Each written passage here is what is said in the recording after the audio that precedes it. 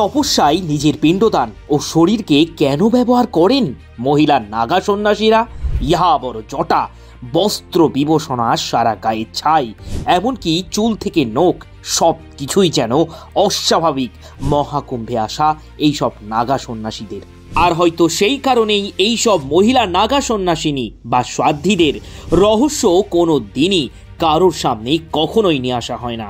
তবে আজ শুধুমাত্র শিবের বাড়িতে জগন্নাথই মহাকুম্ভের এইসব নাগা সন্ন্যাসিনীদের যে রহস্যজনক কাহিনী সকলের সামনে নিয়ে আসলো, তা দেখলে হয়তো আপনার সারা শরীর ভয়ে কাঁটা দিয়ে উঠতে পারে।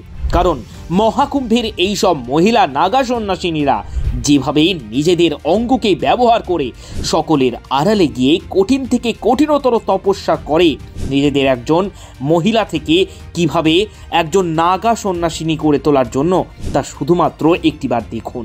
কিন্তু জানেন মহিলারা কিভাবে সকলের আড়ালে গিয়ে নিজেদের অঙ্গকে ব্যবহার করে একজন সাধারণ মহিলা থেকে হয়ে ওঠেন এমন সব নাগা সন্ন্যাসিনী?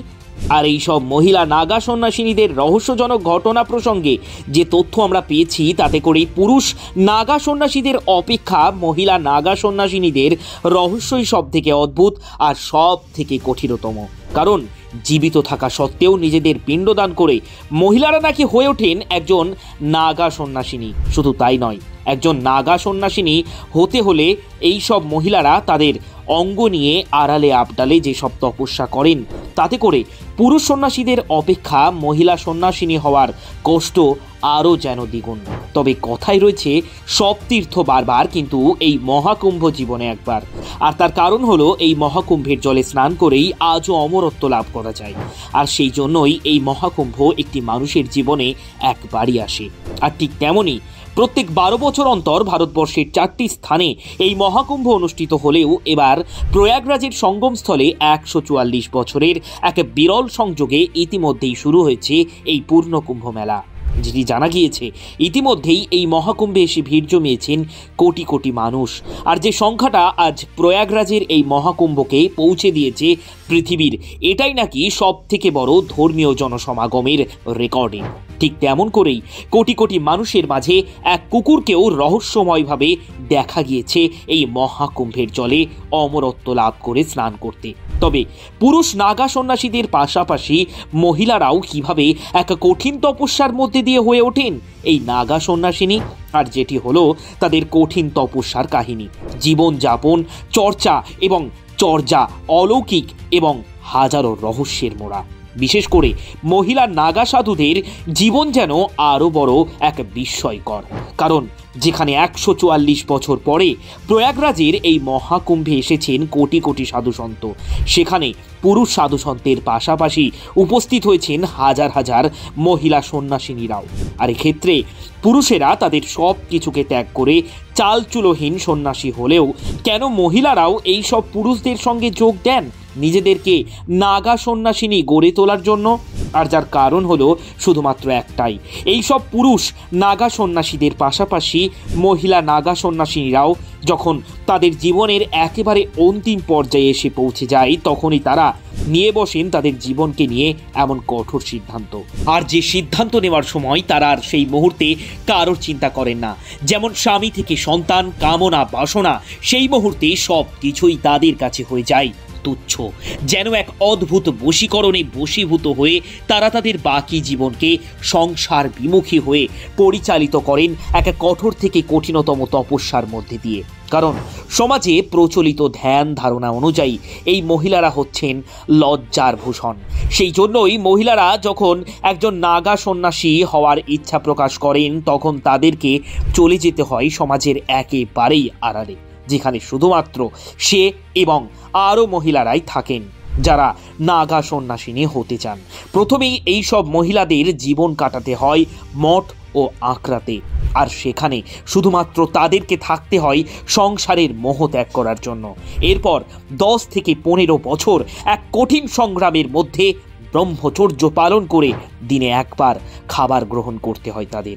আর সেই মুহূর্তে কোনো মহিলা যদি তার পরিবারের কথা ভুল করেও চিন্তা করেন, তাহলে সেখান থেকেই তাদেরকে ফিরে আসতে হয়। এমনকি নিজেদের নাম পরিবর্তন থেকে আনুষ্ঠানিকভাবে নিজেদের মৃত ঘোষণা করা এবং নিজেকেই নিজের করতে হয় পিণ্ডদান পর্যন্ত। আবার সেই মুহূর্তে তাদেরকে শরীরের সমস্ত চাহিদা, কামনা, বাসনা, এমনকি মানবিক পর্যায়ে শরীরের বেশ কিছু অঙ্গ নিষ্ক্রিয় করতে হয় সাধনায় উত্তীর্ণ হওয়ার কারণে। একজন নাগা সন্ন্যাসিনী হিসেবে তাদেরকে পরিচয় দিতে হয় সেই মুহূর্তে। আর সেই পথে যারা একটিবার পা বাড়ান তাদের আর কোনো মতেই ফেরার কোনো রাস্তা থাকে না। তবে পরিবার, পরিজন, এমনকি জীবনের সমস্ত স্বপ্ন ভুলে তাদেরকে কঠিন তপস্যার মধ্যে দিয়ে এগিয়ে যেতে হয় শুধুমাত্র শান্তির খোঁজে। নাগা সাধু হওয়া পুরুষদের তুলনায় মহিলাদের জন্য বেশি চ্যালেঞ্জিং বলে মনে করা হয়, কারণ তাদের শুধু শারীরিক নয়, মানসিকভাবেও অনেক কঠিন পরীক্ষার মধ্যে দিয়ে যেতে হয়। মহিলা নাগা সন্ন্যাসিনীদের নিজের জীবন সম্পূর্ণরূপে ঈশ্বরকে উৎসর্গ করতে হয়। যে মহিলা নাগা সন্ন্যাসিনী হতে চান তাকে গুরুর কাছে বরাবরই প্রমাণ দিয়ে আসতে হয় তিনি নাগা সন্ন্যাসিনী হওয়ার যোগ্য কিনা। কোনো পিছুটান নেই, সেটাও তাকে প্রমাণ করতে হয়। আর প্রতি পদে পদে পরীক্ষা দিয়ে মেলে মহিলা নাগা সাধু হওয়ার যোগ্যতা। নাগা সাধু হতে চাওয়া মহিলাকে জীবিত অবস্থায় পিণ্ডদান করে কুম্ভ বা মহাকুম্ভের সময় গোপনে এই কাজ করা হয় বলেই ধর্মীয় বিশ্বাস করা হয়। তবে মহিলাদের ক্ষেত্রে পিণ্ডদানের পর মুন্ডন করতে হয়, অর্থাৎ ন্যাড়া হতে হয়। পুরুষ নাগা সন্ন্যাসীরা প্রকাশ্যে বিবসনা অবস্থায় ঘোরাফেরা করলেও মহিলা নাগা সন্ন্যাসিনীরা তা কখনোই করতে পারেন না। তারা গেরুয়া বস্ত্র পরেন, তবে সেলাই করা কোনো পোশাক তারা আর পরতে পারেন না। আর সেই জন্যই মহাকুম্ভে আসা এই সব কোটি কোটি সাধুসন্তের অপেক্ষা মহিলা নাগা সন্ন্যাসিনীদের জীবন সব থেকে রহস্যময়।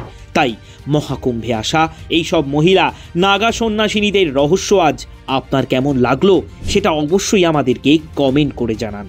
আর মহাকুম্ভে মহিলা নাগা সন্ন্যাসিনীদের এই রহস্যজনক কাহিনী আজ সকলকে জানিয়ে দিতে ভিডিওটিকে প্রচুর শেয়ার করে ছড়িয়ে দিন সকলের মাঝে।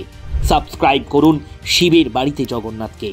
জয় হোক সনাতনী সাধু সন্তের, জয় পবিত্র মহাকুম্ভে।